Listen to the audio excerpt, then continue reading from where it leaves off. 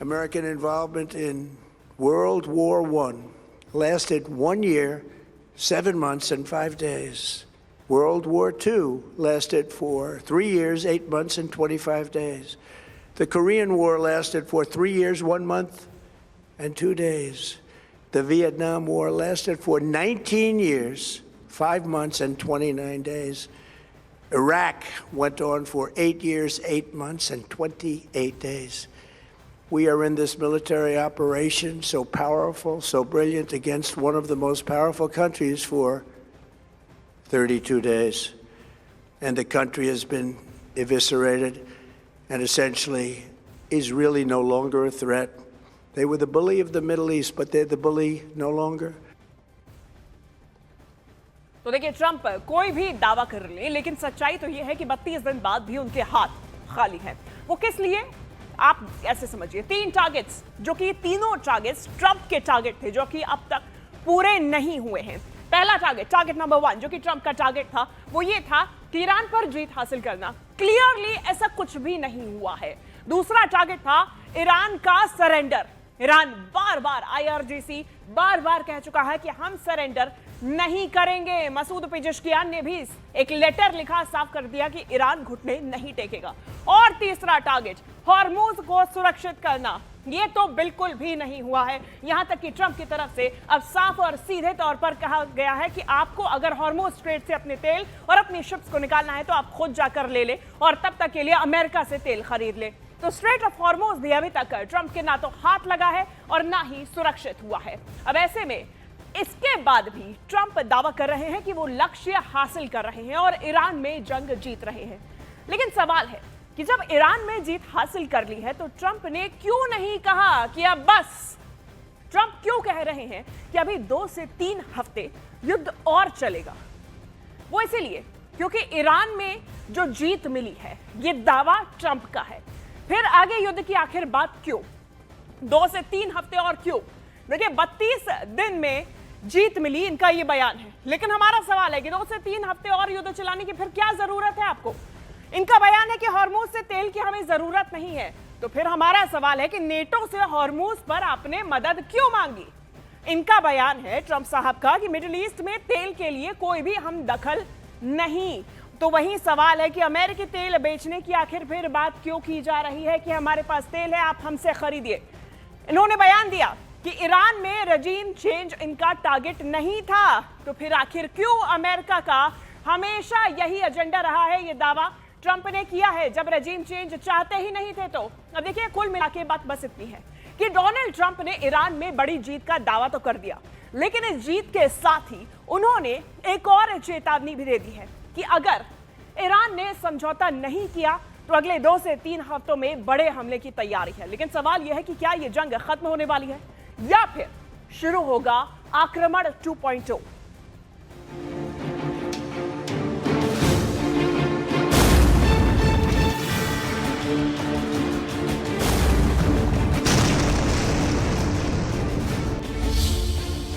Trump का ऐलान, जीत लिया ईरान। अमेरिका ईरान में जारी रहेगा संग्राम। ईरान पर ट्रंप का आक्रमण 2.0।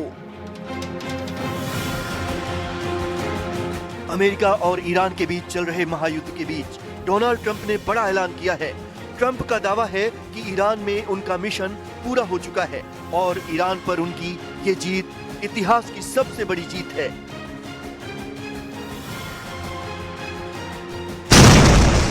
Our objectives are very simple and clear. We are systematically dismantling the regime's ability to threaten America or project power outside of their borders. That means eliminating Iran's navy, which is now absolutely destroyed, hurting their air force and their missile program at levels never seen before, and annihilating their defense industrial base. We've done all of it. Their navy is gone, their air force is gone. Their missiles are just about used up or beaten. Trump ने Iran पर अगले 2-3 हफ्तों में फिर बड़े हमले का ऐलान करते हुए कहा कि उन्होंने ईरान के परमाणु ठिकाने तबाह कर दिए। ईरान की सेना और नेवी पूरी तरह खत्म हो चुकी है। देश के बड़े नेता मारे जा चुके हैं और अब ईरान कभी परमाणु हथियार बनाने के बारे में सोच भी नहीं पाएगा।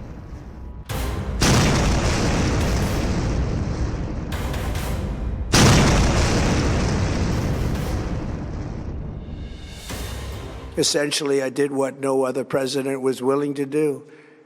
They made mistakes, and I am correcting them. Iran's strategy was so obvious.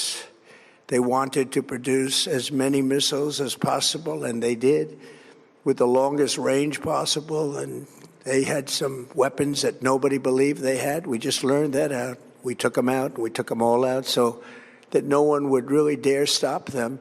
And their race for a nuclear bomb, a nuclear weapon like nobody's ever seen before. They were right at the doorstep. For years, everyone has said that Iran cannot have nuclear weapons, but in the end, those are just words if you're not willing to take action when the time comes. Trump ने Iran के शासन पर गंभीर आरोप लगाते हुए कहा कि इस हत्यारे शासन ने 45,000 लोगों की जान ली। उन्होंने ये भी माना कि ईरान पर अमेरिका ने गलती की थी, जिसे अब उन्होंने ठीक किया है। ट्रंप ने ईरान को खुली चेतावनी दी कि अगर समझौता नहीं हुआ तो अगले 2 से 3 हफ्तों में ईरान के ऊर्जा केंद्रों पर भीषण हमला किया जाएगा।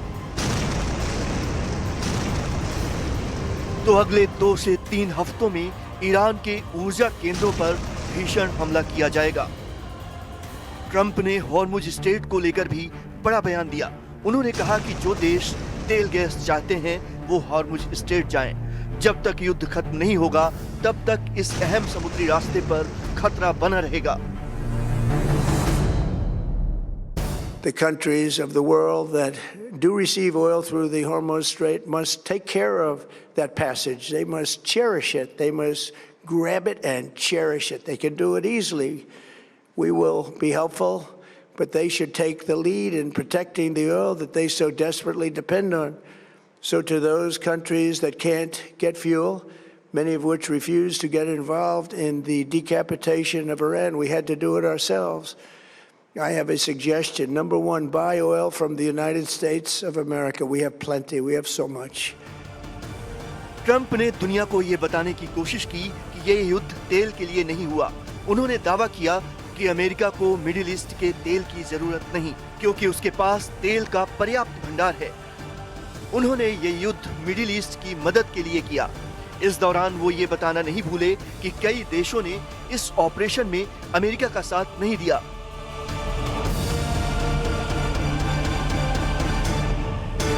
बड़ा सवाल ये है कि ट्रंप के ईरान पर जीत के ऐलान से महायुद्ध का अंत होगा या फिर ये एक नए टकराव की शुरुआत है।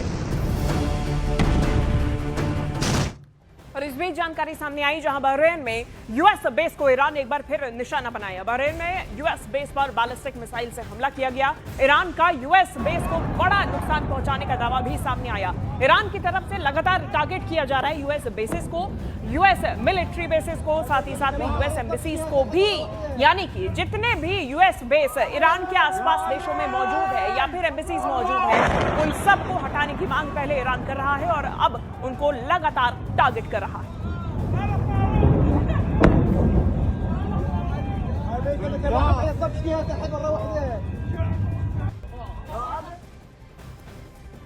और इस बीच ट्रंप के संबोधन पर ईरान की तरफ से पहली प्रतिक्रिया भी सामने आ गई। ईरान के राष्ट्रपति का अमेरिकियों के लिए एक संदेश सामने आया। मसूद पेजेश्कियान की तरफ से कहा गया कि अमेरिका के लोगों से कोई दुश्मनी नहीं है, ईरान को खतरे के रूप में पेश करना गलत है। पेजेश्कियान ने कहा कि अपनी रक्षा के लिए ईरान लड़ाई लड़ रहा है। पेजेश्कियान ने कहा कि हमें अपनी रक्षा का पूरा अधिकार है।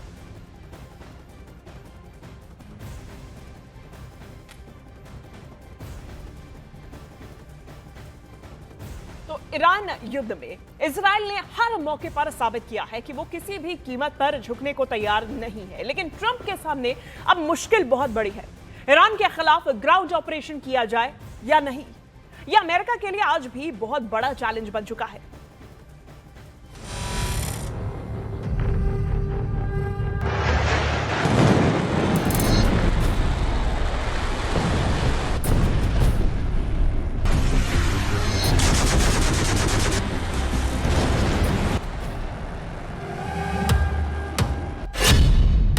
अमेरिका के खिलाफ ईरान ने शुरू कर दिया है ऑपरेशन शार्क।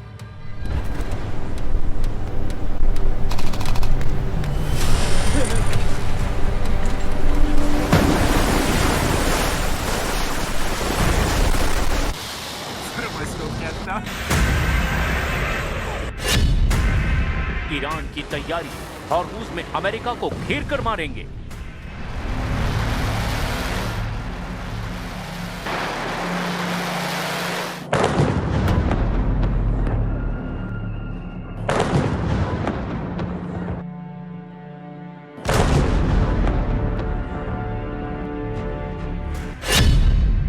अब ट्रंप क्या करेंगे?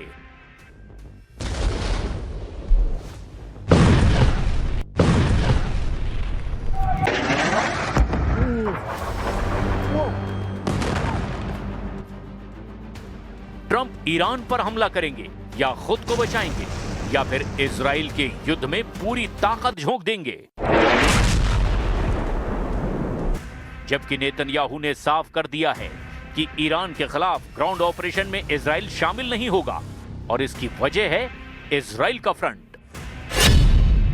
एक तरफ ईरान का हमला, दूसरी तरफ इजराइल पर अटैक। युद्ध में एक दूसरे को पूरी तरह खत्म करने के लिए एड़ी चोटी का जोर लगा रहे हैं ईरान और इजराइल।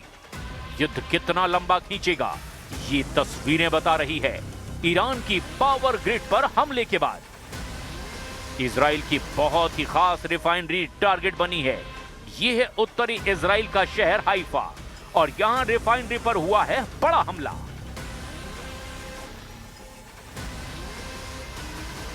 तेल के भंडार धू धू कर जल रहे हैं। धुआं मीलों दूर से देखा जा सकता है। ये नेतन्याहू को बताने की कोशिश है कि ईरान पर हमला होगा या फिर लेबनान पर अटैक होगा तो फिर इजराइल तक जवाब जरूर पहुंचेगा।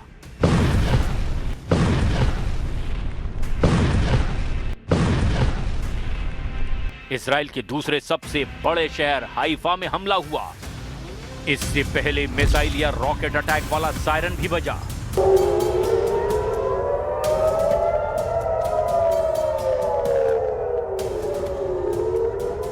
लेकिन इजराइल का कोई डिफेंस सिस्टम काम नहीं आया। हाइफा की बाजान रिफाइनरी पर हुए हमले के बाद फ्यूल स्टोरेज में आग लग गई। इजराइल की सरकार का दावा है कि हाइफा की रिफाइनरी को ज्यादा नुकसान नहीं पहुंचा है और तेल की सप्लाई पर कोई असर नहीं पड़ेगा। लेकिन इस हमले ने साबित कर दिया कि हिजबुल्लाह के रॉकेट रोकना भी अब आसान नहीं रहा। खैर, हाइफा से निकलकर चलिए उस वॉर जोन में जो इस वक्त वर्ल्ड वॉर का एपिसेंटर बन चुका है। ट्रंप ने ईरान में ग्राउंड ऑपरेशन चलाने का फैसला लिया है। ऐसे में ईरान क्या करेगा? ईरान की सेना ने कहा कि फारस की खाड़ी और हॉर्मुज के समुद्री गलियारे में अमेरिका की फौज पहुंची तो वो शार्क मछलियों का खाना बन जाएंगी। ईरान की नौसेना ने कहा कि जिस तरह उसके जहाज को अमेरिका की पनडुब्बियों ने श्रीलंका के पास डुबोया था, उसी तरह अमेरिका के जहाजों को ओमान की खाड़ी में डुबो देंगे। جمهور آمریکا ثابت کرده تنها زبانی که میشناسد زبان زور است.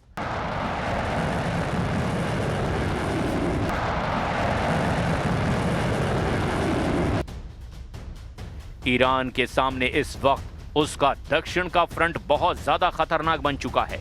यहां अमेरिका की फौज का उतरना ऐसा ऑपरेशन होगा जिसमें खून दोनों तरफ से बहेगा।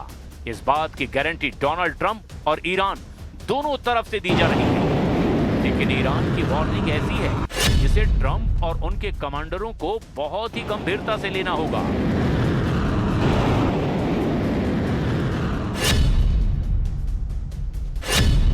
क्योंकि इसे ही कहा जा रहा है ईरान का ऑपरेशन शार्क। जिस तरह शार्क के जबड़े से कोई जिंदा नहीं बचता, उसी तरह ईरान अमेरिका को बता रहा है कि हॉर्मुज की तरफ बढ़े तो काम तमाम कर दिया जाएगा।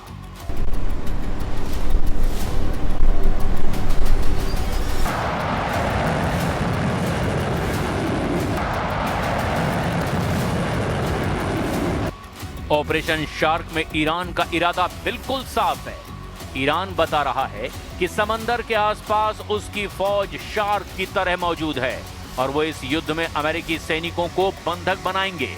वो अमेरिकी हमलावर टुकड़ियों को बांट देंगे और उनको समंदर की गहराई में ही गायब कर देंगे।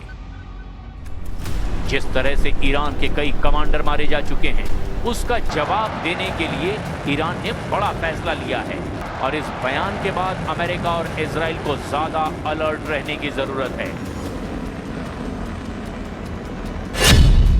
ईरान ने कहा कि अब इजराइल और खाड़ी देशों में मौजूद इजरायली और अमेरिकी कमांडर और उनके लीडर्स को टारगेट किया जाएगा। ईरान का ऑपरेशन शार्क अमेरिका के जिस हमले को नाकाम करना चाहता है, उसकी ताकत को समझने की भी जरूरत है, क्योंकि ईरान पर पहला हमला करने के लिए ट्रंप ने जो फोर्स तैयार की, उसका खौफ अमेरिका के दुश्मन बहुत अच्छी तरह समझते हैं।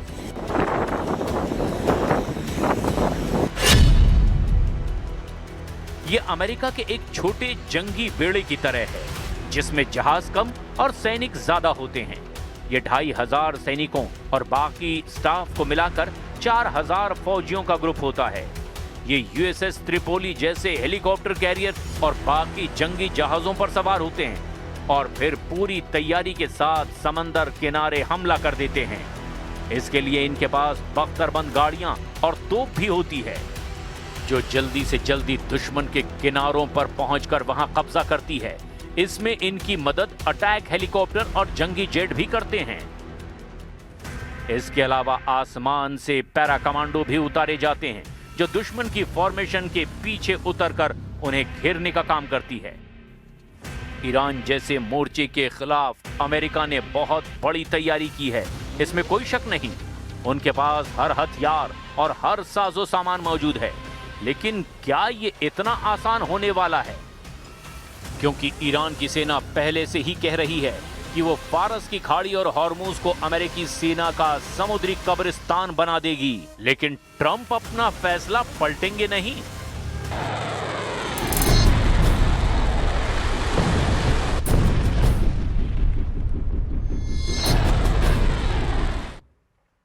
और जंग पर ट्रंप के बयान के बाद कच्चे तेल के दाम अचानक ही बढ़ गए। देखिए, कच्चे तेल की कीमतों में 6% से ज्यादा की बढ़ोतरी देखी गई। कच्चे तेल के दाम बढ़कर अब $107 प्रति बैरल हो चुके हैं, क्योंकि ट्रंप ने अपनी बयान में, अपने संबोधन में यह संकेत दे दिया कि अगले 2 से 3 हफ्ते ये जंग और जारी रहेगी। युद्ध विराम की कोई बात नहीं और इससे कच्चे तेलों के दाम में बढ़ोतरी